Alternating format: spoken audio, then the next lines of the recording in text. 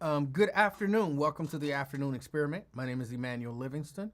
I am with you probably for about an hour, if an hour. I'm sorry, y'all. It's, for those of you who don't know, I'm working on a show that we'll be shooting in Baltimore on June 7th, and that means basically we got 2 weeks. I'll be out of town next week, but this week is just so crammed with stuff to do, and I've been working on all of this stuff, and I'm getting emails that I have to respond to really soon, really soon. So this might be my last day for the week, but I'm not sure. It all depends on how things go. I'm more than sure Friday won't happen. I'm more than sure. So I'm counting Friday as no. And like I said, today I might be here with y'all for an hour. I don't know about the rest of the week. So kind of don't expect me to be here. And then if I show up, then yay. But it's a good chance that it won't happen.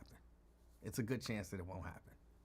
And as a matter of fact, hold up, because I have to respond to this one.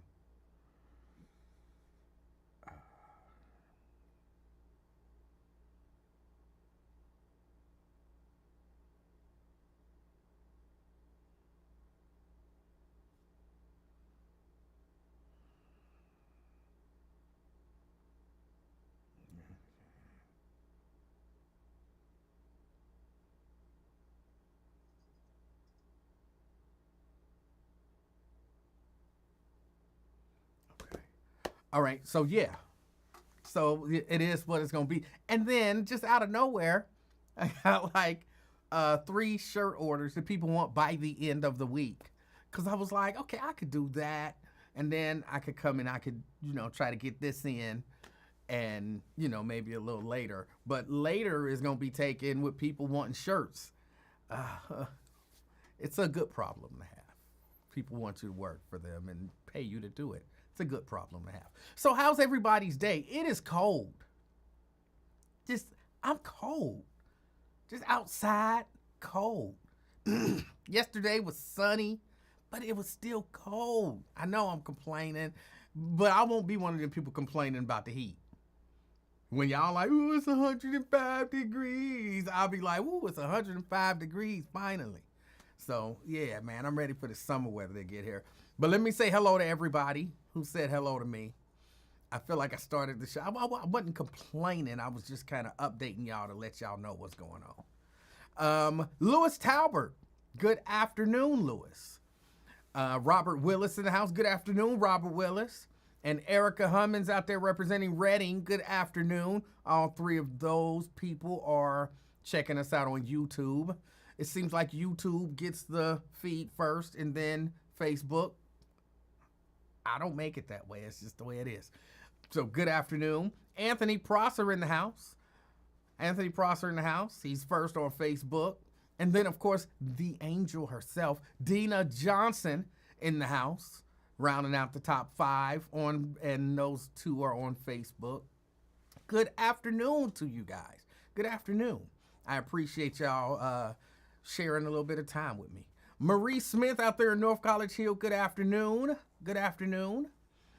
Sierra Brooks says she's first. She's representing Boston. Good afternoon, Sierra. Valissa Lovett. She says, good afternoon. She made it. All right, you made it. You can't beat that. Dina wanted y'all to know she's representing Walnut Hills. Andrea Bustle in the house out there in Gulf Manor. Good afternoon, Andrea.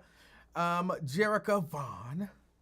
Good afternoon, Jericho. We got Steban Speed in the house. He's representing Westwood. Good afternoon. Good afternoon, Steban. Let me see. Danny B. Dozier out there in Westwood. Good afternoon. Good afternoon.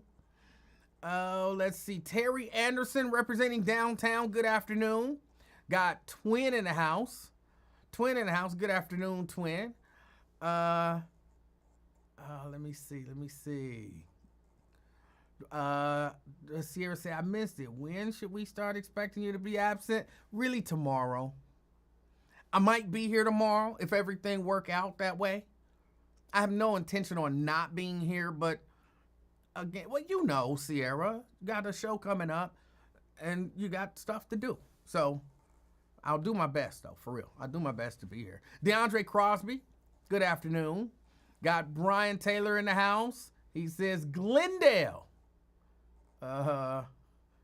Okay. Good afternoon.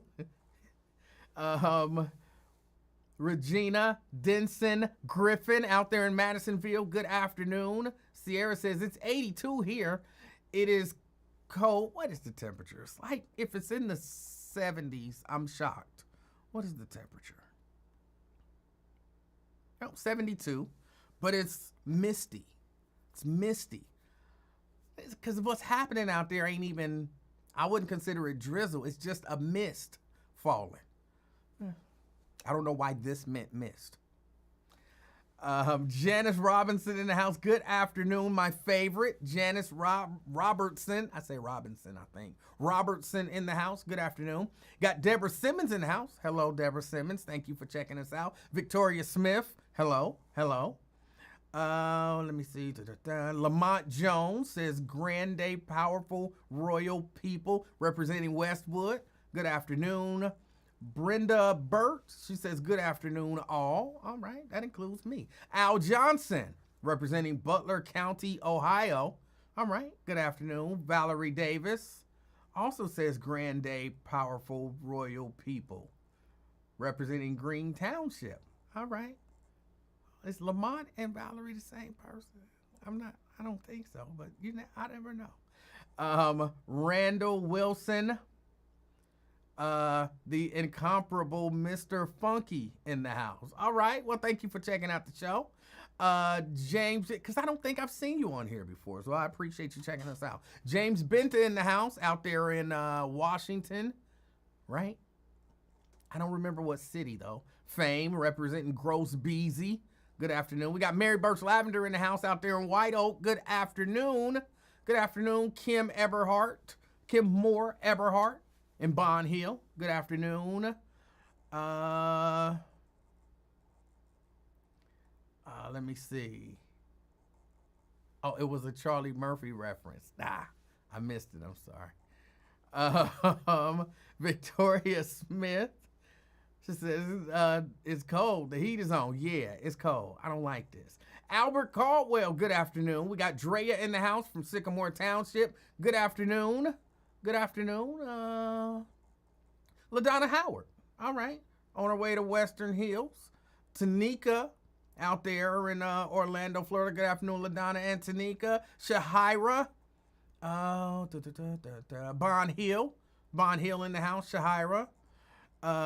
Wasn't sure I'd come on today. Look, I try. Let me see. Pamela Kinney out there in North Avondale. And that wraps it up. That's all the hellos. I hope everybody's day is going good.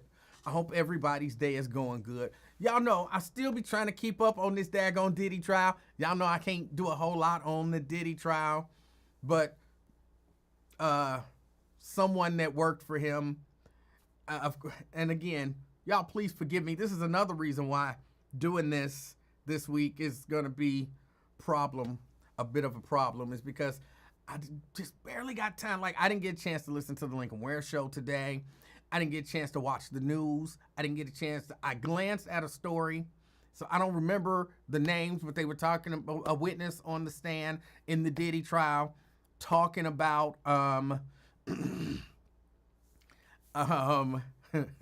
no, we still cool. I'm sorry. We still cool, Tanika. We still cool. It's over 70 degrees here. We only got problems when it's below 70 degrees here. So we still cool. This ain't your fault. So I can't take it out on you. Now, if we below 70 degrees, I blame you for that. So yeah, we don't be cool. T Mikey G, aka Zoe, good afternoon. But yeah, somebody was on y'all making James mad. He said, stop that Brent stuff. He ain't Brent. He say, stop that. I can't say what he said because everybody know I don't cuss. But back to the Diddy trial. There was somebody on the stand whose name I don't remember, who said basically he done threatened her life. He came to her house with a gun and basically told her, if you don't come with me, I'm going to kill you. And they went to Kid Cudi's house. Is that how you say his name? Kid Cudi? Cudi? They went to somebody's house and he told them they was going to kill him. They was going to kill him. And it's just, the prosecution is they are laying out the elements of their case, kind of step by step. And if you're like me and you barely understand what all elements they have to prove what they're proving, not all, many of the experts are saying they're doing a great job of laying out a case for this whole RICO thing. They say that they're doing a good job of showing that he was running some sort of a criminal, criminal whatever.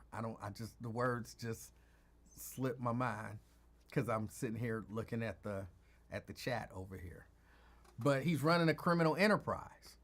So, yeah, he might be in trouble. So, we'll see what happens with that, but it is not looking good. Y'all, President Donald Trump, he is, I think he finally realizes that he can't tell Vladimir Putin what to do. Okay, I think he realized that the whole time. I think he was just talking that nonsense, to seem strong. It worked. It got him elected. Y'all remember, out in that war in 24 hours. It's been a lot more than 24 hours. And apparently, allegedly, he talked to Putin not too long ago. And Putin had told him that, yeah, he'll enter peace talks. But I guess they just did some bombing, some drone attacks. And now Donald Trump is saying that Putin is crazy. He's crazy. And he don't know what he's doing. Like, he playing with fire. And he is saying that he might have to put some sanctions on Russia. He said, hey, look, he don't know how much trouble he would be in if it wasn't for me. But he won't listen to him. And so, yeah, he's saying that Putin is crazy. But he's also saying Vladimir Zelensky, the Ukrainian president, he shouldn't be doing all that talking. He doing too much talking. He making it hard on himself to be doing all that talking. And I get what he's saying, but at the same time, you can't be big blustery Donald Trump threatening everybody, talking all of this big talk, and then telling other heads of state to be meek. That's not gonna work. That's not gonna work for nobody. So, you don't know. It's Brenda said that's the plan. Putin and Trump are in cahoots. I don't know that they're in cahoots in the way that I think of in cahoots. I think they're in cahoots in the way that I really believe Putin might have something on Trump. That whole thing about what? Trump having prostitutes pee on him or something like that. I'm not saying that happened, but he might have something on him.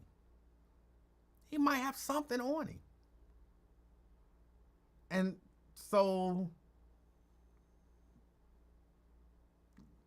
he's only allowed to say what Putin says he can say. It's wild.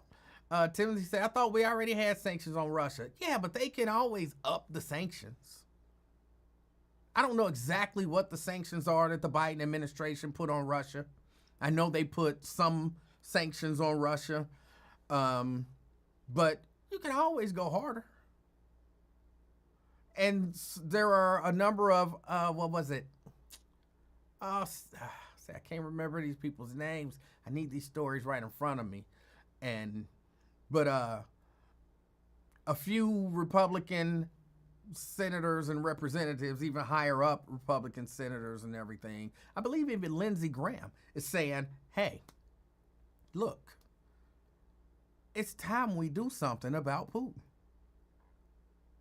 And when the higher ups in the MAGA movement start saying something, it means something. It don't mean what you would think that it would mean, because that whole MAGA movement is really centered around one guy, and that guy is Donald Trump. And so even if you're trying to put pressure on him, he feels like, no, this is my movement. You can't come into my movement trying to put pressure on me. I'll let you up to a certain line, but then after that, I have to, sit you down. I'll say all it takes is a one of them things on his social media page. All I have to do is throw your name out there and tell people that you are enemy, you're a rhino, and you'll be trying to get back in my good graces. So speaking up means something, but not really that much when the entire movement is centered on one person.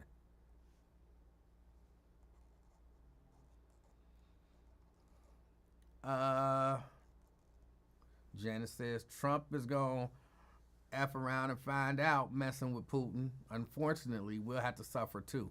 Yeah, I really do believe, Janice, he was given the okay to say the stuff that he's saying. I believe that. Because I believe, Timothy, the P-tapes, maybe not the P-tapes, but something is real. They have something on him. Or he's looking at it from a financial standpoint, and he believes that, there's some financial benefit for him personally in that relationship. And maybe if he finds out, okay, it ain't as much money in this for me personally as I thought, then maybe things will change. Oh, let's see. Oh, hold on. Let me open up the phone lines. I'm sorry.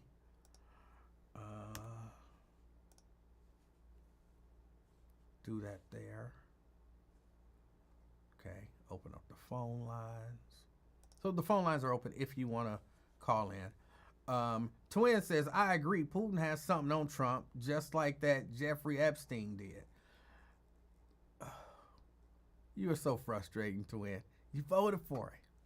You know what I'm saying? If you think Putin got something on him, why would you vote for somebody for president who you believe that another head of state, especially Russia, has something on him? Why? Why would you make that decision?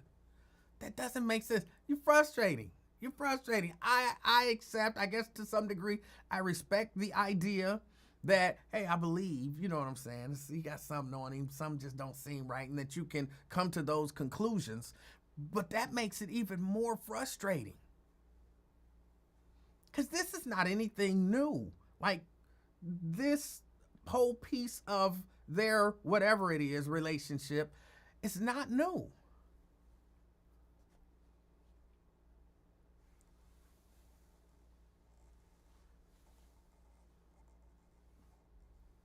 Brenda says, that nasty man, I'm sure she means couldn't care less about some old P tape.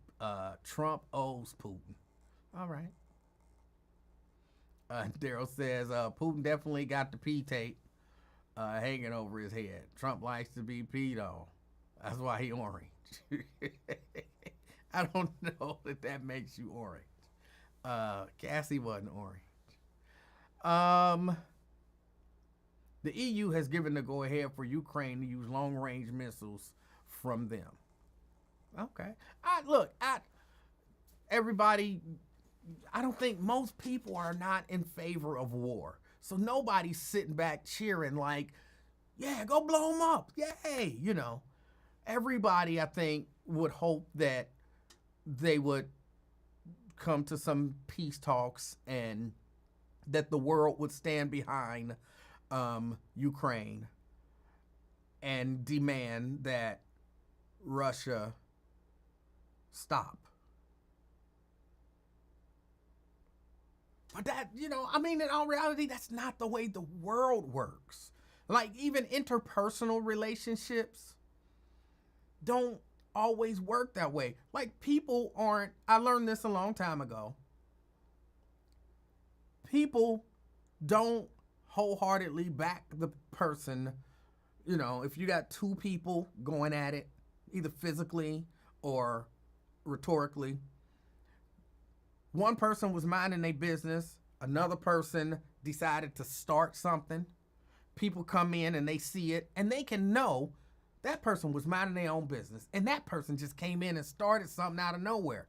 People in general don't side with the person that was minding their own business 100%.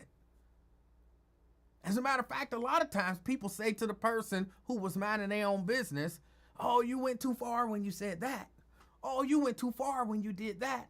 People typically don't say to the person who started a thing, you was wrong. You shouldn't have started it. You need to stop, and you need to apologize, and then you need to hope that they accept your apology and stop. So, even on a larger scale, Russia invades Ukraine. People ain't just going, even the world community is not just like, look, here's the bottom line. Russia, pull out of Ukraine and stop. You're wrong. You started it. You're wrong. Leave them alone, or the world is going to sanction you. It's the right thing to do, but it's not the way that people operate. For whatever reason, it's not the way the humans operate. And the people always want, well, okay, y'all stop. And so here's what you need to do, Ukraine, to make it better. And here's what you need to do, Russia, to make it better. And Ukraine's sitting there like, we was just minding our own business. Why we have to do something to make it better? Wait, why do we have to sign over our mineral rights to make this better? Why are you getting, we was minding our own business, and now we getting punched on this side, and we signing over our mineral rights on this side so that y'all will tell him to stop punching us. How is that okay? How is that right? How is that fair? So, yeah, it's crazy.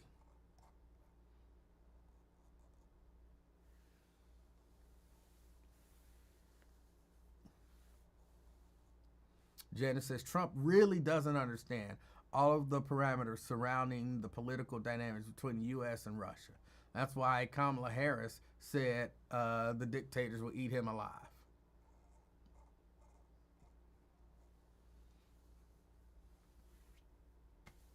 But that's just the way the world works. It's the way we as humans operate. Like, we have to, if there's a dispute, a lot of times people have to assign blame to both sides, even if just a portion. Like, oh, what portion of this is your fault? None. I was sitting there minding my own business, and he came up and socked the S out of me. How was you looking at him? You know what I'm saying? Because you want to be able to say, okay, this was 3% your fault and 97% his fault. So why don't you apologize for looking at him wrong? And then he can stop punching you, and then everybody will go back to normal.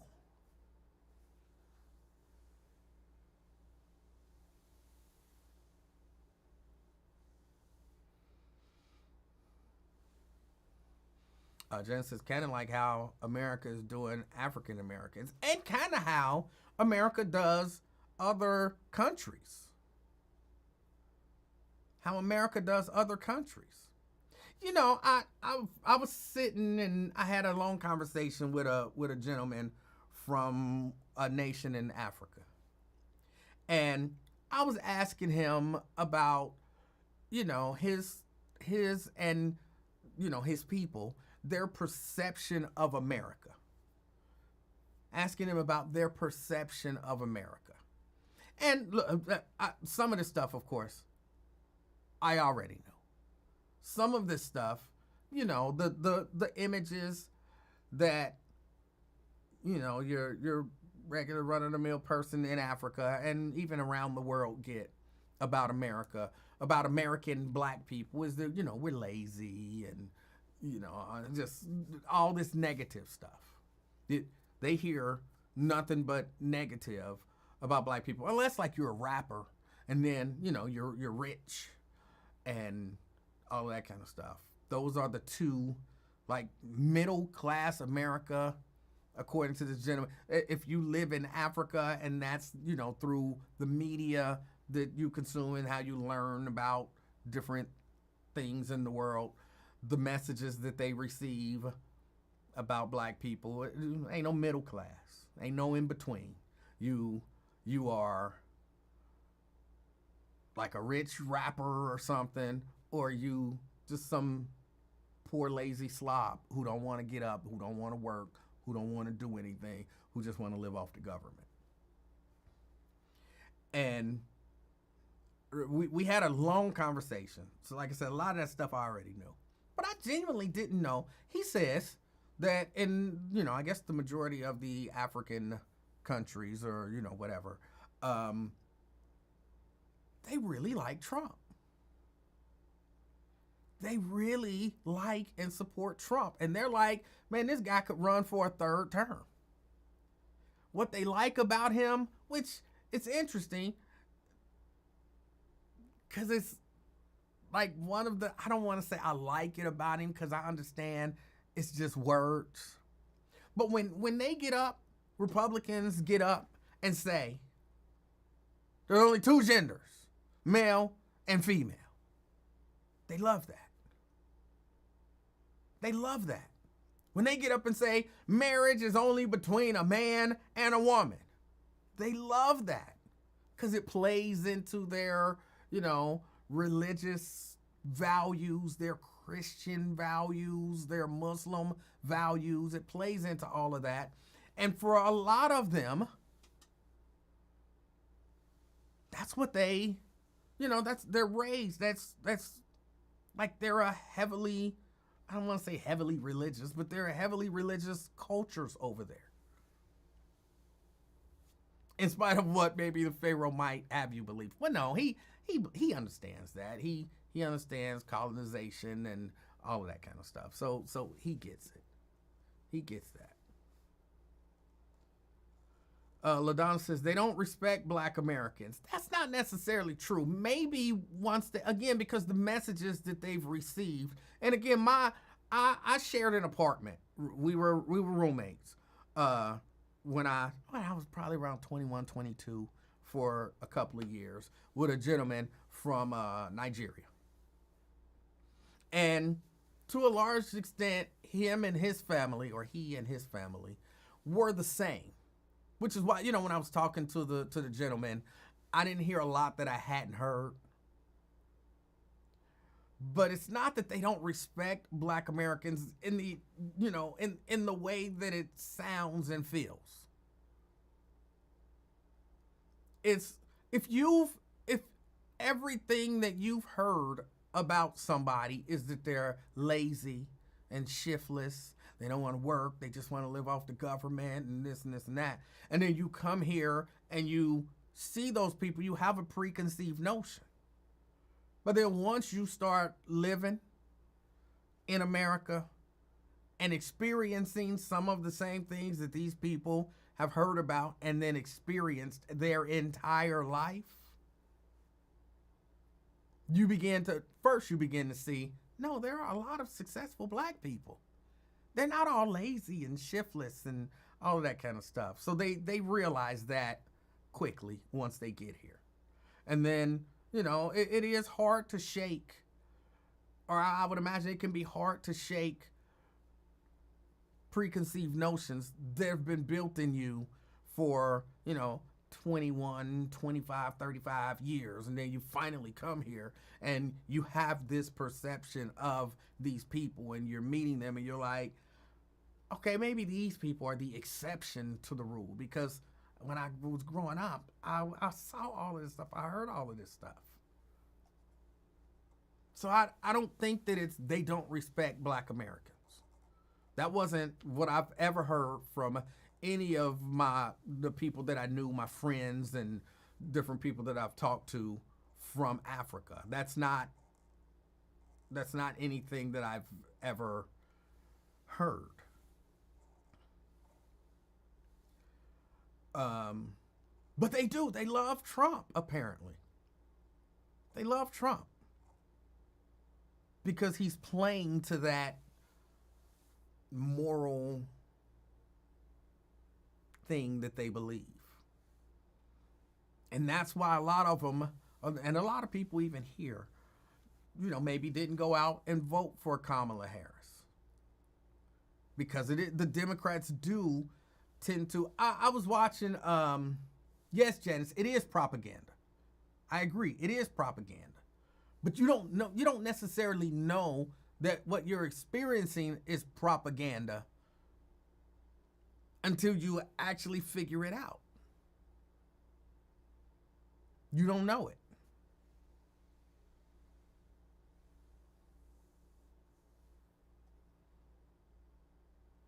But one of the things that, they were saying is that a lot of African nations look at the United States as we're the bad guy around the world. A lot of places, we're the bad guy. And we're sitting here, looking at, because I don't know how Gaddafi came up. And we're like, Gaddafi was a good man. And Barack Obama came in and they killed Gaddafi. And a lot of Africans from many African nations respected.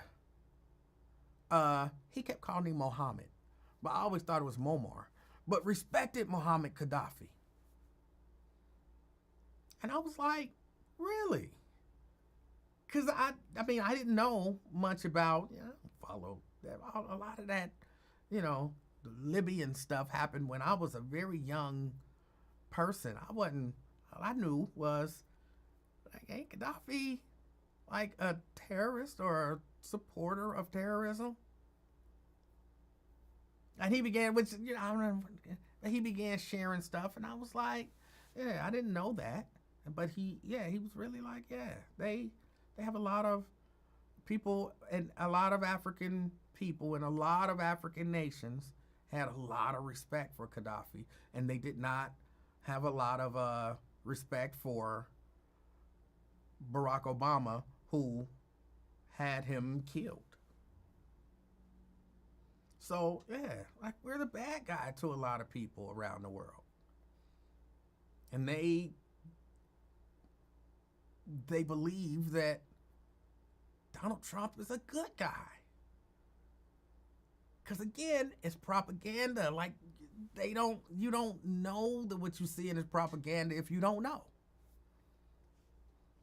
Vernon says, I'll just say, if I moved to another country and saw one group of people that had all the power and influence and another group that seemed to have none, I'd probably gravitate toward the group with all the power and influence. I think most people would.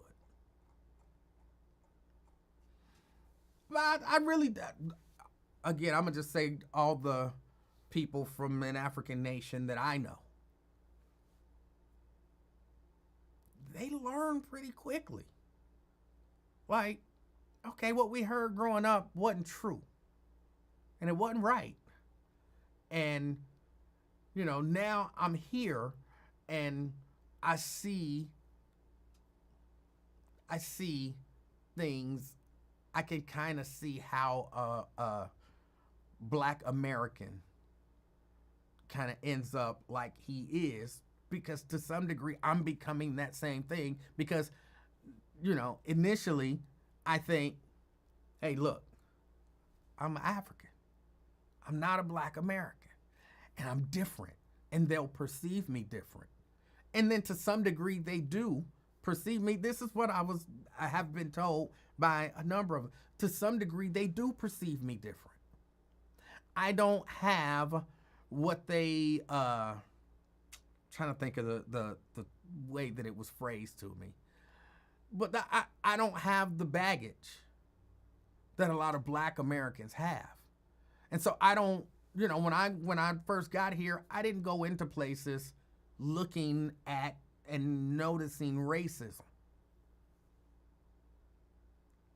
And so I was kind of like, I wish I could remember the wording that was used, but I was kind of more tame. That was the word. I was kind of a more tame black person to them. And they could say, hey, do this. And I would do it because I didn't, and I didn't notice microaggressions and racism and all of that kind of stuff. But then as I stayed in this more, and, I come into the company and I notice how I'm treated. And then I see a white guy come into the company and I notice how he's treated. And I notice that we're not treated the same. And I noticed that they want me to do this, but they wouldn't ask him to do that. They want me to train him, but then they give him the promotion over me. And now I'm sitting here and I've trained 4 people and they've all gotten promotions and they don't even want to give me a raise. And we have to have this conversation about me getting a raise or me not training. And then, they're looking at me like, and so now to them, forget that I'm an African. I'm one of those angry black men. Like, I'm not angry. I just want to be treated right. I want to be treated fair. Like, I came in the door with him, treat me like you treat him. And then once I realized that that's not what's happening, I'm like, oh, so this is what those black Americans have been dealing with their entire life. So it's not that they're angry. They just know what to expect and what to look for coming in the door. I don't think it takes them that long to realize that. If it's something that they're open to realize. Different people are different. Just because every person from Africa is not the same.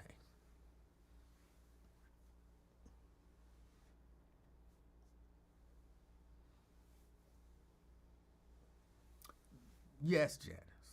They don't recognize or understand their own contradictions or blind spots. All they know is what they've heard. But then, they get in there and they begin to experience it. And then they're like, hey, I'm not doing that. I'm not doing that. And then they think,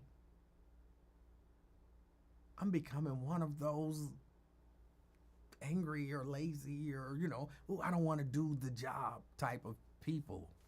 And I think people who are wise begin to see. Let's see. Ken says, Emanuel, I work with Africans and I found that they are solid workers and decent African people, and whites do tend to give them a harder time. Yeah. And again, I believe people will give them a harder time because they think they don't know no better. I mean, it's just like with, some of my Latino brothers and sisters. I'm sorry, Latinx. I don't know if people are still saying that. Some of my Latin brothers and sisters, people get them a hard time because they feel like either they don't know no better or they can't do no better. What you gonna do? Go back to Mexico? You either do what I say or, that's how some people tend to treat people. That's how some people tend to treat people. It's terrible that people do that, but they do. But they do.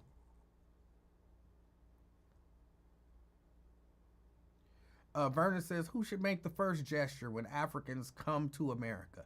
Should they seek us out for friendship or should we seek them out for friendship? I don't know either. I think I'm not seeking nobody out for friendship. That might be why I don't have very many friends now. I don't seek out people for friendship. But if I run across somebody and they're friendly, I'll be friendly back. I don't know that anybody should. I really do believe it's just one of those things that you have to learn.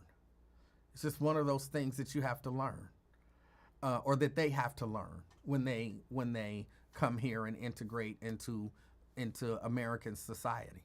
It's something that you have to see for yourself.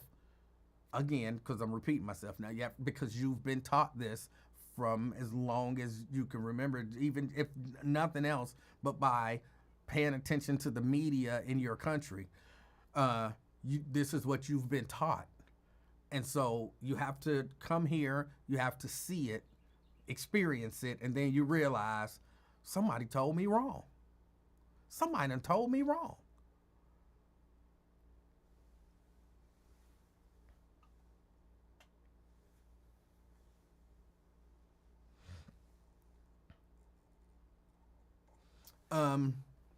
No, the gentleman was telling me, like, in terms of there's no I'm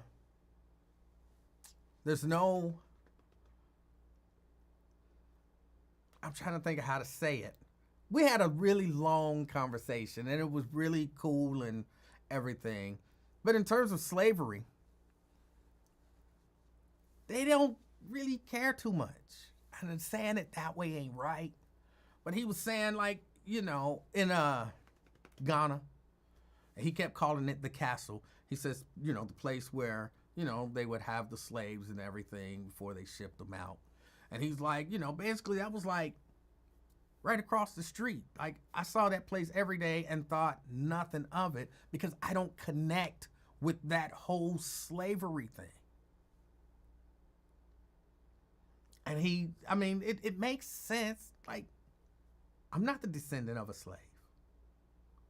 Like, my people weren't, that's Americans. Like, you guys, when Americans come there, they have this almost spiritual connection to this place because they see this is where my people came from and how they were treated and blah, blah, blah. He's like, but we look at it like that's the building across the street.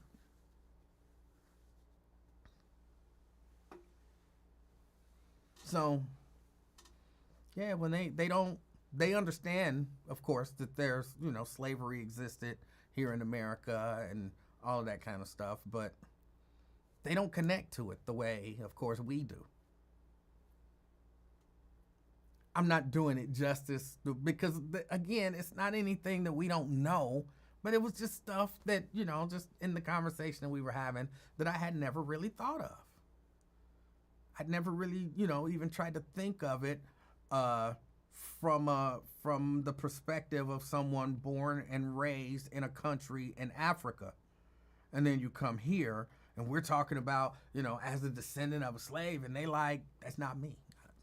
I never went through that. Y'all went through that. Sounds bad, but it wasn't me. Ken says you're spot on. They do not have a connection with slavery. They have told me that, and they do not celebrate our holidays like us. A lot of them are not westernized.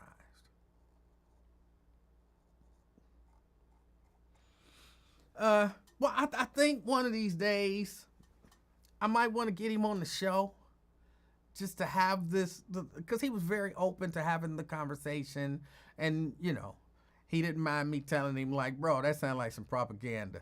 And, he would laugh like, no, it's not propaganda, blah, blah, blah, and all that kind of stuff. So it was a very relaxed environment. I might get him on the show just to, so we can all have that conversation with him. Because I'm sure he wouldn't mind, taking calls. And it was a little eye-opening for me. Anyway, what else is going on in the world?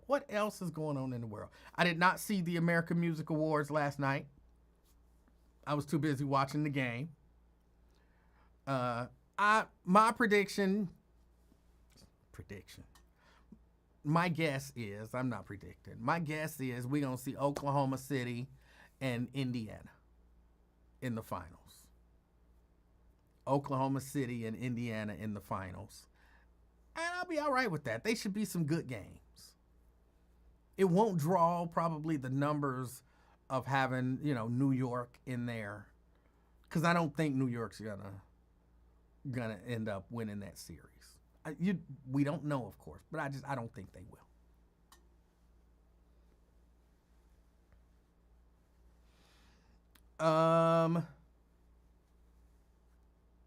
Mary says, our holidays are not ours either. It's European. Well, I mean, for real, all holidays pretty much are made up. You decide what you're going to celebrate.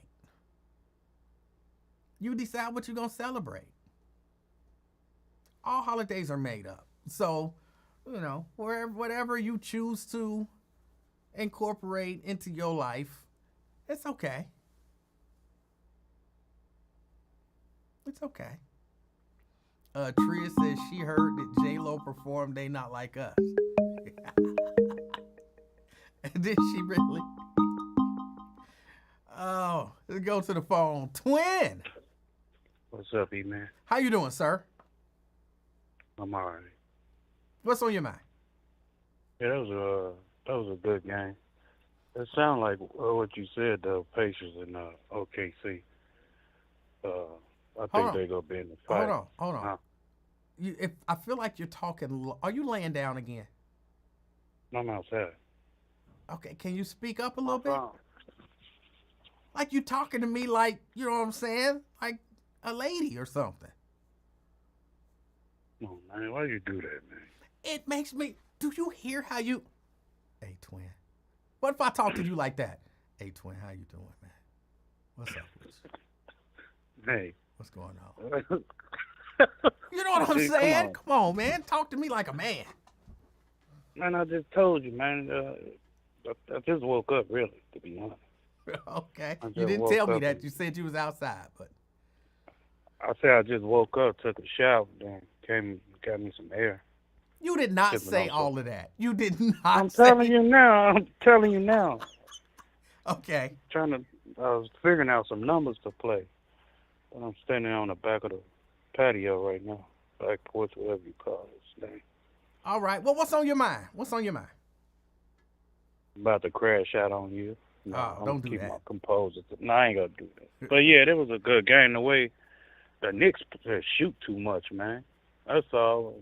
I think Indiana and OKC is gonna beat them too. Cause I don't think, man, the way Minnesota playing, man, I don't think it's gonna beat them. But I think it's gonna be Indiana and OKC. I think this will be Indiana's first time going to the finals, ain't it? I don't know. Is it? Because Reggie Miller never took them. No. They never got over the horn passing the Knicks or the Bulls back in the day when I was growing up. I don't know. Hold on. I'll look it up. But go ahead and what else you got? Yeah, well, that's basically it because you said you ain't going to be here for a week, so I had to chop it up with you so you get loose or whatever. And that Diddy thing, man, that was his assistant was on there today, on the stand today. Say that one more time. His assistant. Yes. His oldest. Yeah, man, didn't she say Cassie's mom had the chance to call the police and she held back? Hold on a second. Yes, Indiana has been to the finals before. Who they faced? I think the Lakers. Was that during Reggie Miller time or before then? Yes. I don't recall that one. What year was that? 2000. Oh. Well, that was after the Bulls. Oh. Yes, it was. Oh, okay. But I'm sorry. Go ahead. You were talking about. She had a chance to call the police, though. But why? Why would you think that her mother would not call the police? Did she call the police, though? I doubt it. But why would you think that her mother might not have called the police? That's your scenario of thinking. No. For real. Let's just think about this for a moment. You just said it the other day because in case, Her mama might end up missing or something. Just Right. like Kid Cudi. I know what you. That's you. That's your thinking. Some people probably think like that. Some people probably don't. Man. Well, then you tell me You can't think for. what reason do you think her mother might not have called the police? Come on, it reverts to what you saying. Right back to what you saying. Right? I think so, but you said, well, that's how you think. Some people might not think that way. So I'm asking, how do you think? Like you just said Okay. last week. So then, wait a minute. You know, Then I don't understand what was the point you were trying to make by bringing that up? because you talking about from last week? No, from today. No, I was just listening to it and everything. And when I was telling you she had a chance to, go when he went to the store, whatever the case may be, she had a chance to get away. The feds could have moved in real quick if it was a problem, but it wasn't. Listen here, Emanuel. I'm listening. I look at it like this: it's all about pimping, man. If that trick don't do what that pimp daddy tell her to do, off with your head. You go boop bop and everything else, and there you go get your family. So the family probably ain't gonna do nothing because you know why? You out there tricking. So why would I step in a pimp environment, establishment to break up what y'all got going on? You choose that life to be a trick out there. So I'm not gonna step in there boundary in his establishment. What he doing? I think you're contradicting yourself, though. I'm not contradicting myself about nothing if you look at it, but look, all this is a money grab, man. That's all it is. You don't see no other guys besides Kid Cudi. If everybody that was at that party and freak offs and all that, you accessory to the crime too, Emanuel. Just like you saw video of him doing all that, why y'all ain't say y'all should be found guilty too?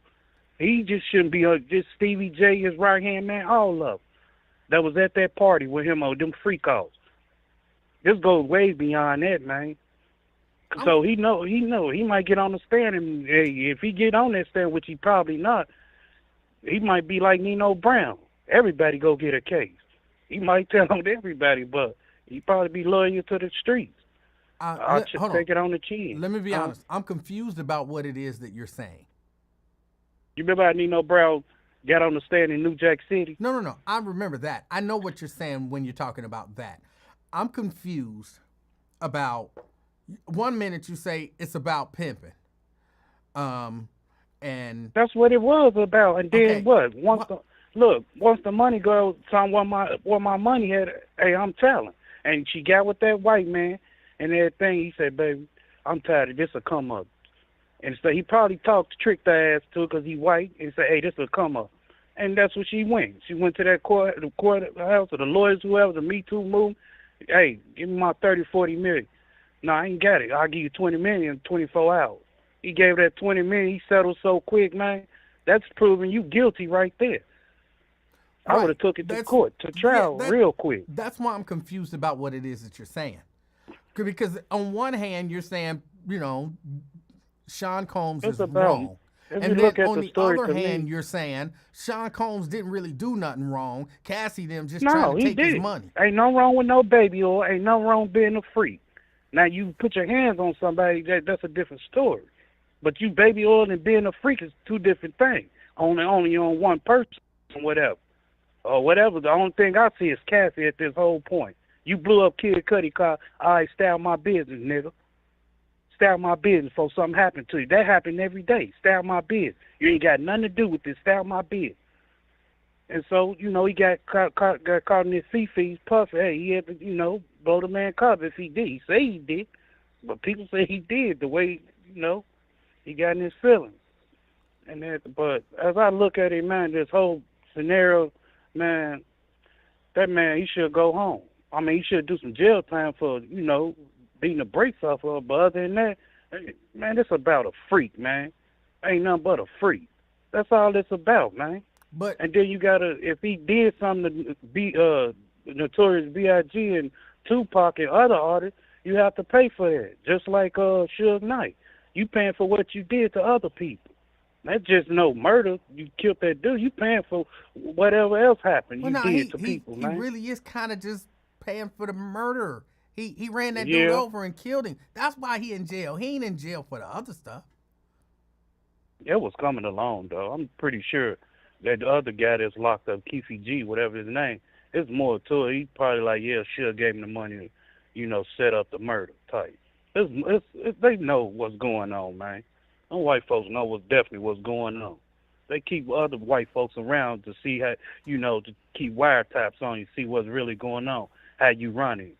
I'm pretty sure there's a lot of white folks that was around Diddy. Hey, he did have a freak off. He did this. He did. They do that. They groom you, man. Just like an NBA player. They groom them. They know what they're, hey, white girl, go get that. Go get that bag from that nigga. And start have a baby by him and 10 years of divorce. That's how they play the system, man. And then they want to run back to the sisters and stuff. Oh, y'all go, dude. No, you stay over there with that white girl. Okay. I want to play victim and all that. So that's all it is. That's how I look at it. To mine, this ain't nothing but, that wasn't nothing but a freak. Oh, he's a nasty dude, and that's it, man. That's all it is. Okay. And then British people, millionaires, paying them back. Now, with what I say earlier, I don't know with Trump, man. They're doing something else. I forgot what you said in the comment when I said something. Oh, yeah, you said you believe that Putin got something on Trump. Yeah, and I was he saying, do. I believe he do. Right, if you believe that the president or whatever of Russia has something over Donald Trump, why would you vote for him for president of the United States? I've been saying that when he was shaking hands, man, back in 2015. Right, so why would Trump you was vote buddying for that him? man up. Why would you vote for him as president if you believe that somebody got something over him? Why did I vote for any president? I voted for my boy Obama, but hey, things didn't get shaken up in Chicago. You get what you asked for. No, what you're doing is you're specifically. Everybody got What you're doing everybody is you're got flaws, man. Ain't nobody perfect out here. You're specifically not answering the question that I asked. Man, I play this like a lottery ticket. I'm gonna win, I'm gonna lose. I can draw sometimes, but hey, I get what I asked for. That was my interest of punching my ticket to him. Okay, it is what it is. Again, so I'm not gonna be shameful or biased about it. The question that I asked. You said what? You're intentionally not answering the question that was asked. You want me to answer the way you want me to give you an answer, but I'm thinking twin way. If you want to answer, why would you? Basically, you saying why you voted for a person you know the person like this. I just can't sit up there and say, okay, I voted for him. Okay, it is what it is. I thought it was gonna be like this, man, but it's not. Okay, that's my answer. You didn't say anything. What part you want? No, you didn't say anything. Here's what you did. Say I ask, what is 2 + 2? And the answer that you gave is, well, numbers is numbers. So you got some numbers that equal some stuff, and you got other numbers that equal other stuff. And I mean, you got numbers and you got other numbers, and so that's what it is. It's the numbers. After all of that, we still don't know what 2 + 2 is. I will give you the 4. All right, I will give you the 4. So then, but that's not what I wouldn't just go beat around the bush. I would say it's 4. Why would I keep on trying to keep going off the answer? Keep going off the question. It's fine. You didn't answer the question, but that's fine. I answer the way you want me to come out with it. That's why you want me to come out with it with a Emanuel answer, but it's not gonna work with me. No, you didn't answer it. You answered something trick no good, totally player. Trick different, no good, and that's fine. You don't have to answer. I got That's fine. Because you want me to answer the way Emanuel want me to answer. It's not gonna work with me. No, you didn't answer. You don't want to answer, and that's fine. I'm telling you, it's fine. That's all. Now you get off air, you go talk smack and everything like you always do. Get your cheerleaders hype, like you always do. But it is what it is, Emmanuel. It is what it is. It is what it is. I think that's all I gotta say. Hey, you say you gone for the whole week, man? Possibly. I might not make it in the rest of this week. Yes or no, man? Give straight answers. Yes or no? Look, days are days. Why you got to beat around the question, man? Yes or no? Some days are other days, and other days become the days that they wasn't before they was. So, there you go. I like that. You good, player. You good. No, you be safe on your trip, man. Hope to see you, whenever you get back on or whatever, man. All right. I hope I get back home, too. I appreciate you, man. All right. All right. All right, that was Twin. his non-question answering self. Yeah, he definitely didn't answer the question. And that's okay. He don't have to answer. You know, and look, we live in a world where you don't have to answer questions that you don't want to answer. CK. Hey, how you doing, Mr. Livingston? Great show. I was just listening to your phone call with Twin. All right. How you doing, sir? Hey, I'm doing good. I had a tremendous weekend. I had barbecue, and I was off this weekend for Memorial Day. First 3 day weekend I had off in over 3 years, sir. Okay. Yeah, how was your weekend? How did you enjoy it? Oh man, my weekend was good. I went to a couple of. I went to a barbecue. I went to a nice little dinner get together thing. Had wonderful conversations with people, and what more can you ask for? How was the barbecue? Did you eat ribs and burgers and dogs, or did you skip any one of them? Did you eat all of them? I All don't three? eat I don't eat ribs. Um, Okay. and I did not actually eat any burgers. I just ate salmon and I ate a hot dog. Okay, no chicken. No chicken on the menu. Did I eat any chicken? No, I didn't eat any chicken. We had coleslaw, baked beans, bone-in rib. I didn't have any chicken. You're right. I went to two barbecues and missed the chicken on both occasions. Okay. But I lived in Georgia. I want to know if you're familiar with this culture. We make slaw dogs. We turn the hot dog into a slaw dog. Are you familiar? I think so. I think I'm familiar with it. I don't eat coleslaw, but I think I'm familiar with it. Well, hold on. Let me take that back. I eat KFC's coleslaw. That's about the only coleslaw I've ever tasted that I like. Huh? But yeah. And how did they break you like that? How did they? Because you wasn't a coleslaw eater until KFC. How did they get into your? What happened Well, no, to make you even try I it? tasted KFC coleslaw when I was a little kid, and it was okay. And so that's really always been the coleslaw that I will eat. But I'm not a coleslaw guy. Man, and after the barbecue, after I left the barbecue event, I picked up a young lady with her two sons, and we had a nice, extravagant poverty date, like evening date. Had a what? Just picked them up off the bar. A Poverty date. Poverty. Property date? Poverty. Oh, what's a poverty date? I'm sorry, I had to ask. Well, me being a man of limited funds, we had to go like for fours, McDonald's. We went to McDonald's and Skylines, and she treated, but I felt kind of low. I wanted to treat. I offered, but she said, "I got this." Now is Proud this the girl who was pregnant and she done had the baby now? No. She's still healing up right now. She's got about 2 weeks left. We might speed it up a week. But yeah, she had a baby girl. Mm-hmm. But this is a different person with children. Yeah, I just met her on the bus stop. Luckily, her phone was out of out of energy, no juice on her phone, so she couldn't call somebody for a ride. And it was just like old times. I rolled up on her, like 83, like we used to do back in the day. Okay. I said, "Yep." And because you were in a car this time, like she was impressed. Yeah, man, I've been driving for a couple months now. Well, no, I'm just saying. You said you met her on the bus, so y'all was both on the bus. So then, if you a bus, no, she was in the. No, sir, I left my. Listen, sir, your mind is corrupted. Let me put it. As I left my auntie's barbecue, as I'm driving home, I see a young lady with a child. As I'm making a U-turn and fantasizing, I see she has two children. So the car was already in place, sir. Yes. So it was then not you met me. her. I met her at the bus stop.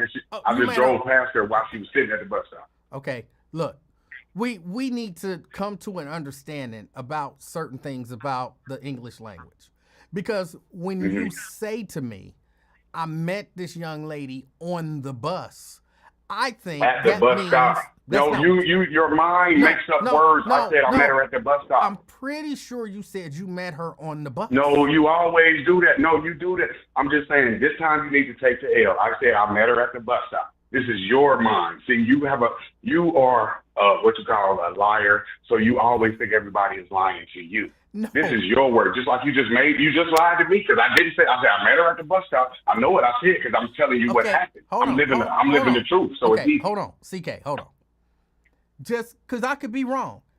Was I the only one? And I'm asking the listeners to correct me. Was I the only one who heard him say he met her on the bus? I thought I heard him say they met on the bus. What the comments say? Well, there's a little bit of a delay, so there'll be a delay. Someone say he did say on the bus. Some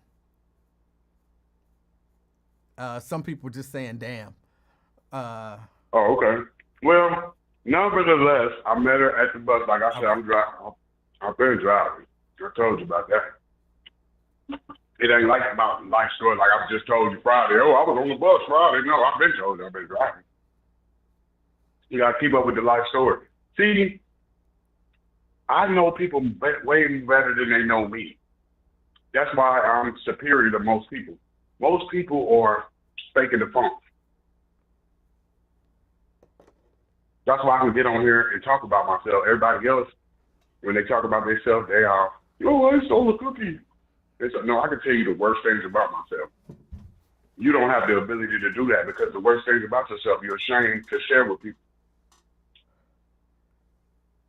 That's what makes me superior, see? Okay. I don't see. Okay. But anyway, you had a good weekend. That's the bottom line. Man, it was good. Hold on. Are you eating? Did you watch any good? Wait, are you eating? I had to, my bad. I had to. I ain't had none left. My bad. No, I ain't eating no more. Okay. Listen. You reading the comments. See, that's what be wrong. I think when you talk to me, you don't listen. You read the comments. That's why you be thinking I'm saying something. I can hear. I just heard you were in the middle of talking. Sound like taking a bite while talking. I don't have to read no comments to hear. Oh, okay. You say that's not the case? I don't even know what we're talking about now. So you think when you say I'm a character, what is that? You always said I'm a character. I was like, why does he say I'm a character when I never said I was a character?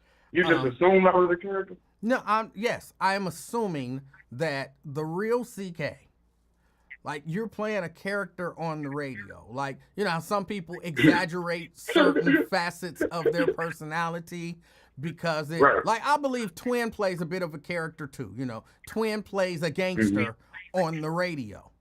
And not that I believe that may be a certain, small facet of who he was or whatever, but he go full all-out gangster on the radio. But then I've met Twin, and he was just a good, nice guy. But on radio, he a gangster, So right. I believe. What about yourself? I believe you play.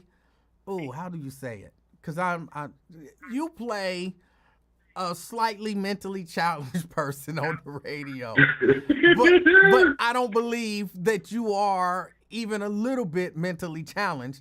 I believe that's just a character that you play on the radio. Oh, so what about yourself? Do you play a character? Do you play a king of talk? No, I am the king of talk. What you see is what you get. If you meet me in person, usually I'm going to just be sitting over in the corner paying attention to people. But if you come and sit down and have a conversation with me, this is the way the conversation going to go. And there we have what's wrong with America. You could point out everything wrong with everyone else. But when it comes to you, oh, no, I'm me. But everyone else you talk to, no, they're a character. No. You are projecting your character onto me and Twin. Tell the world that. No, but you can't because then you would be breaking your undercover. I don't know that you are playing a character for certain. I'm just saying I feel like you are. I feel like you're exaggerating portions of your life and or personality. So how do you feel when I Maybe you're try to not. keep the Maybe kids you're not. and, But it's just how I feel. That's it. It's and just how I feel. so my plight, we both are all brothers of the same struggle trying to stop the violence. Would you agree? We both trying to stop the violence. You and Sure. I. Sure. Yes. And so that's what I'm saying. That's not a character. So this was real bloodshed. This is not a freaking movie. This is real people dying. That's what I want you to understand. It's not a character, sir. We're talking about human lives. Okay. You know what I mean? And you know how you always say, I hate when people sing when they talk. You remember you said that back in '94? I said what? You said, I hate when people sing when they talk. No, I don't remember saying that. Yep. Hell yeah, I appreciate you, man. But yeah, just keep on doing what you're doing, like with your education foundation that you built. Keep that going good, because how many kids did you get through college so far? Just one. That's more than me. I ain't even had one. You hear me? I ain't even had one. So you 1 for 1. You betting 1,000. Well, you might have When a they're getting lot. kids You through know, all of the women that you date with kids, don't you kind of take on a fatherly role with them? Oh yeah, I do have those people. Yes, you're right. Yeah. But I'm talking about the DNA. You got a DNA college scholarship baby out there that's from your seed. What? No, she didn't get a scholarship. See what I'm saying? But she graduated. Now, nonetheless, Okay. as long as she graduated from college, because that ain't easy. That means preschool, grade school, junior high, and college. Very difficult, sir. I didn't make it past. I made it through preschool, but the elementary part is difficult. Once you get the fractions and algebra, calculus, I'm done, Livingston. I'm absolutely done. I can handle addition. I can handle subtraction. And, but once it gets to that pre-algebra set, oh, my God. You might as well pull out a gun on me because I'm running. All right. Do you understand me, sir? Yes. much love to the family. I'm going to continue to pray for every person in your family, sir. Remember that. And I'm I going will to do the continue same for to you. pray. Thank you, sir. Thank you, sir. All right. Thank you. All right. All right. That was CK. Yeah. That was CK. Promise you, I do still. Hold on.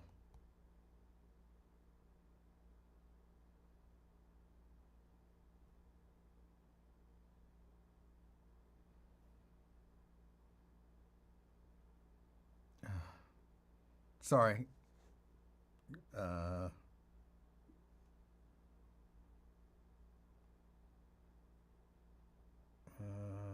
Okay.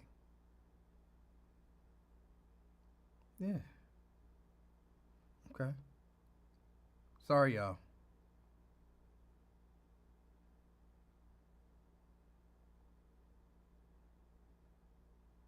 Okay. All right. Okay. I'm sorry, I got a little distracted. That's CK, and I respect CK. I will pray for him. What else is going on? What else is going on out here in these streets?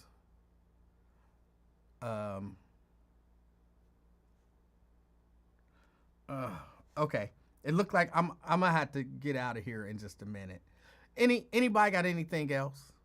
Anybody got anything else that they wanted to discuss?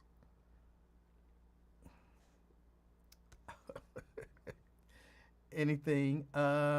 Emanuel introduced Twin.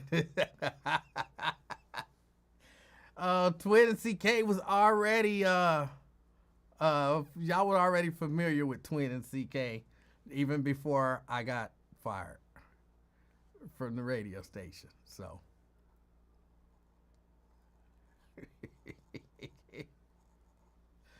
uh,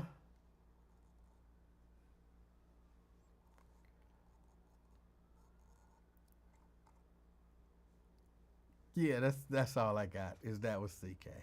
That was CK. Um, yeah, I don't really have anything else. Plus, I'm distracted by these emails coming through pretty hot and heavy.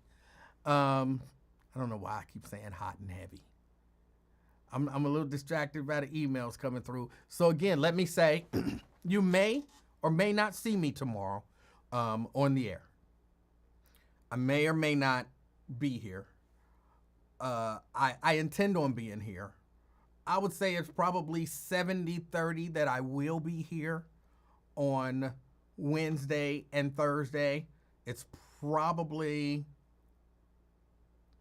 maybe 40-60 that I'll be here on Friday. Brent. Hey, what's going on, E-Man? Hey, how you doing, sir? I'm all right. Oh, this piano's not working. Oh, yeah, you're talking about and you know what? I need to change my voice or my speaking cadence so folks will stop thinking that James and I are the same person. But no, he's the one that needs to change. I called first, so. But when you're talking with you said you had an African roommate, Nigerian. Yes. Yeah, and I have some that are, we have family friends that are from Nigeria and even friends from the Caribbean, from the Bahamas and Haiti. And it's different for them and how they perceive what Black folks have done and are currently going through in the United States. Now, this is, I'm not painting everyone with a broad brush. Is just in speaking in generalities, is that with a lot of them, especially in Africa and the African countries, the white folks have come over there as missionaries, helping them build, villages and wells and things like that. So it's almost like they see them as the savior coming in there and helping them out there. And then they bring, white evangelical Jesus, and they do hammer on, family, man and a woman, and they hammer that into them so much so that just, goodness, causes them to forget everything else that's going on.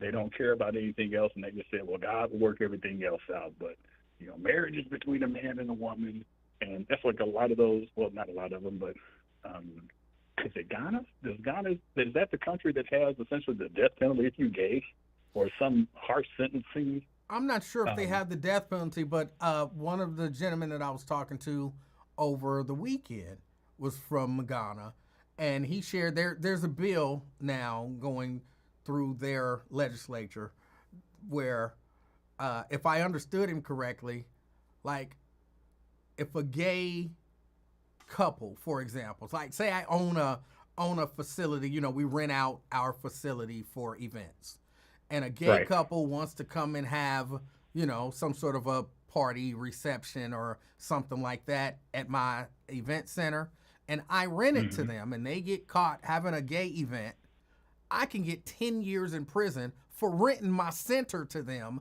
and allowing them to have a gay event. Yeah.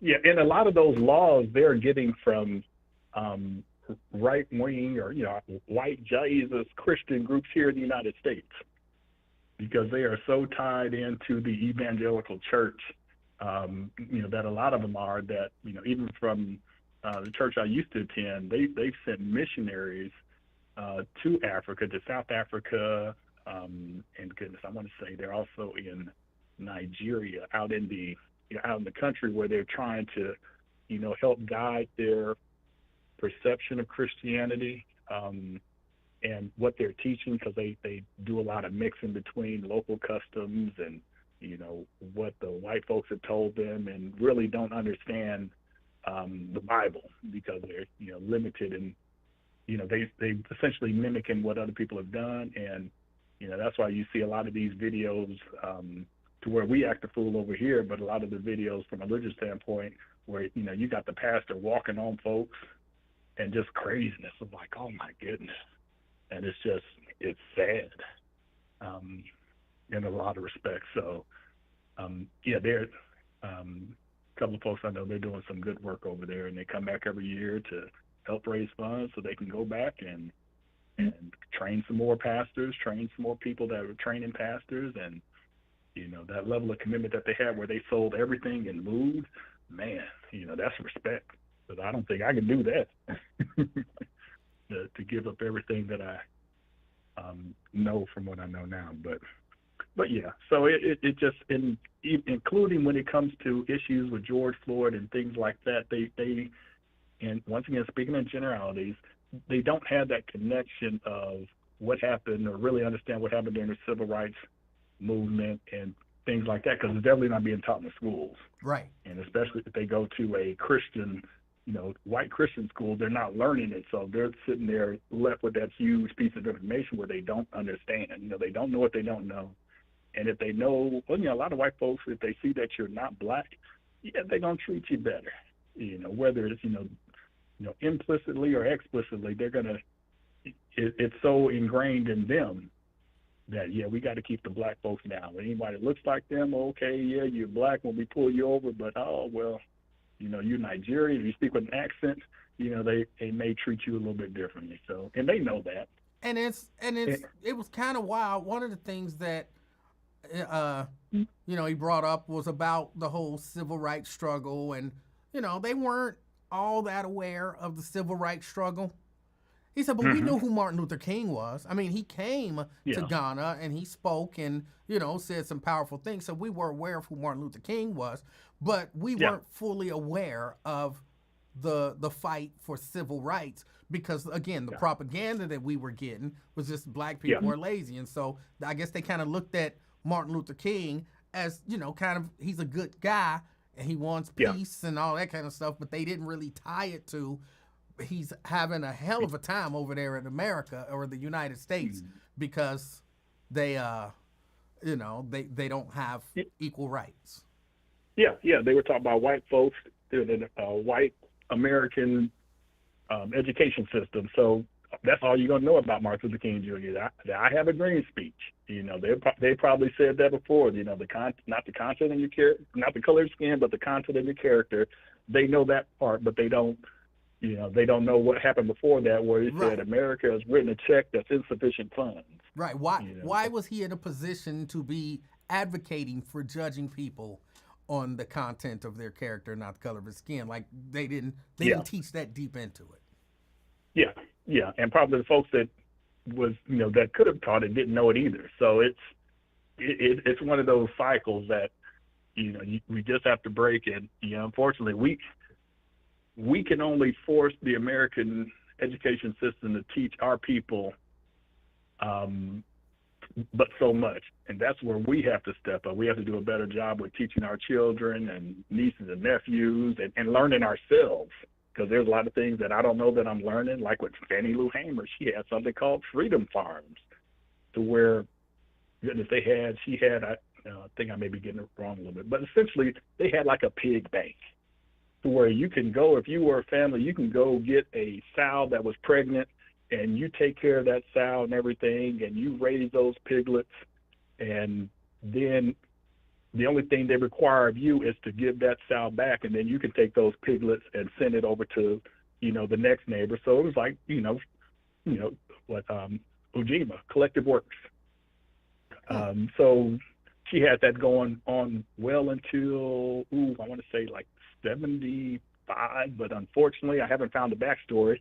But it wound up, that whole organization wound up getting sold back to the creditors, so they were in debt. So something happened there. I need to do a little bit more digging. But with the farms, farms and farming, her biggest goal besides, getting civil rights and getting voting rights for black people was to make sure that poor people were fed. With her growing up a sharecropper, she did not, she saw babies malnourished, which it just seems crazy. You're a sharecropper. You're on a farm. You can't spare any of the food that you're giving to the landowner for that. But in knowing that, they were constantly in perpetual debt. That's how the system was designed, to where it was actually even better than, well, not better than slavery, but it was just as invasive as slavery, because it kept you tied to that land and that property. But so that I've dealt with some pastors who grew up in the evangelical church when it came with situations we had here, and just how they would talk about the situation or dismiss it. It was like, really? So you're really not going to discuss this, or you're really just going to say, well, God's going to fix it? Like, okay. So those pastors and preachers are like, yeah, you just stand over there. You stick to the word, but you just have to understand that the black church was once, and there still some are, that were a pillar of the community, and they were about justice, not only teaching about Jesus Christ, but about justice for black people and educating black people and feeding black people. But a couple other things. Do you have a load of future shirts that you can make up with the afternoon experiment? Do I have a load of what? Fuchsia shirts. Fuchsia? Lincoln called them fuchsia. Them pink shirts that he got for the walking club. Oh. You need to rerun those pink shirts you have for the afternoon experiment and show up to the walking club. Well, no, he has someone who he has make his shirts for him. Why? Mm-hmm. Why would I be making pink shirts? Because you're petty. And I could see you doing something like that. Oh, man. Well, yeah, but I could get some, but I don't think I will. Mm-hmm. But quickly on the wrestling report. Goodness, there's a lot of wrestling this weekend. Yes, Saturday night's main event. You had 4 matches. John Cena beat, what's his name? R-Truth in the main event, which is 4 matches, and they probably were charging upwards of $300 to $400 for tickets, which is just insane. For those premium seats for 4 matches is crazy. But they had what was his name? Jesse the Body Ventura was on commentary for the cage match. Yes, he was. And Jesse was great. He still has it with his comments that he was making, that were just like he was, back there in the day with him and Gorilla Monsoon making. But it was so funny that he was, when Damian Priest walked out the ring and everything, was like, what is he doing? He shouldn't be able to do that. What's going on? Yeah, he did not like he walking out. He thought he should have climbed over the top. Yeah. But that was. Hopefully he'll continue to do those, and because the first couple of times he did it, he didn't know the wrestlers, didn't understand the storyline, so it was a little bit disjointed. But he knew more of this one. But he said the right thing for each moment in there, and he plays a great heel color man, which is. It's a lost art form. Yes. That unfortunately I don't have. But let's see. Trick Williams, NXT, he won the TNA World Title. Because they got WWE has a deal with TNA and AAA. So I didn't see that match. My sons had to tell me about that. So you got a black heavyweight champion there. Let's see. Switching over to AEW, they had, what do they call it? Arena Anarchy. It was essentially a no disqualification match. Went all over 4 or 5-man teams. But Swerve Strickland, he used to be in WWE. They brought out the staple gun again. And this time the lady pulled out his tongue and put a staple in his tongue. Ooh. Well, I didn't see the staple, but you could hear the click and everything. Hopefully they cut the thing short so it's not. They just get crazy with the staple gun. And I'm like, no, I'm not doing that. But, they would cut each other up pretty good. And last thing, Big Bronson Reed is now a part of. Did they give Seth Rollins' group a name? No, I don't think they've given it a name. Needs a name. with him, Paul Heyman, Braun Breaker, which is Scott Steiner's little boy, and who was the other one I'm missing? That's it. That's just three of them right now, Yeah. right? Okay. They need a name, and they need a woman in there. And since they won't put Naomi in the bloodline, they might as well go ahead and scoop her up and move her over to Raw, so they have a woman in their faction too. I thought Naomi was talking about retiring because she wanted her and whichever one she married to, talking about having a baby. Okay, yeah, that's the fat Uso, Jimmy Uso. Yes. So yeah, okay. Big Well, Jimmy. hey, if she does, respect. Ain't mad at her because them ovaries they've got time limits and expiration dates, so totally understand that. But that's all. I didn't have much on the wrestling front. I've been watching NBA games too, so I missed quite a bit of it. And hopefully, I agree, it should be Indiana and the Thunder, but that's definitely not what the NBA wants. No, it's not. So, but it'll be a good matchup. And if Indiana needs to hit more than 5 3-pointers, they could have won that game the other night. Yeah, they could. Now it's going to take a little bit longer for them to win. But I think they'll still close it out because they only got one guy on the Knicks team, and that is Brunson. You can't trust 7 foot worth of sorriness when it comes to Cat Williams because he'll show up and then he'll mope. And so you can't trust any of the rest of them dudes on there. So, we'll see. But I think Indiana's gonna come out with it. Yeah. All right. All right. Hey, well, you have a good one, and if you safe travels down to North Carolina, South Carolina, Baltimore. Oh, Maryland. Safe travels down there. Get you some clam chowder. I think they do clam chowder down there. Yeah. But enjoy the food down there, and don't go to where they shop the Corner and the Wire. Don't go to any of them places. They are not. I might have to go check them out. No, I'll be busy the whole time I'm there. I will not see any of Baltimore while I'm there. Yeah, with Stringer Bell, you don't want to wind up like him. Don't want to wind up like him. Yeah. But all right, hey, you take it easy and safe travels if we don't talk. All right. All right. That was Brent. Y'all, I gotta get out of here. I know y'all noticed I was answering emails. I gotta get out of here. I got some stuff that I have to do. I want everybody to enjoy yourself.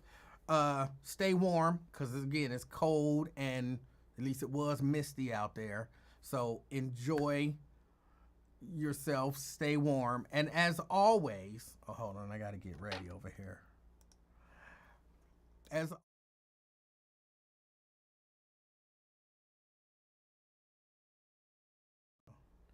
always, be the reason that somebody smiles today. Till next time, I'm out, y'all. Peace.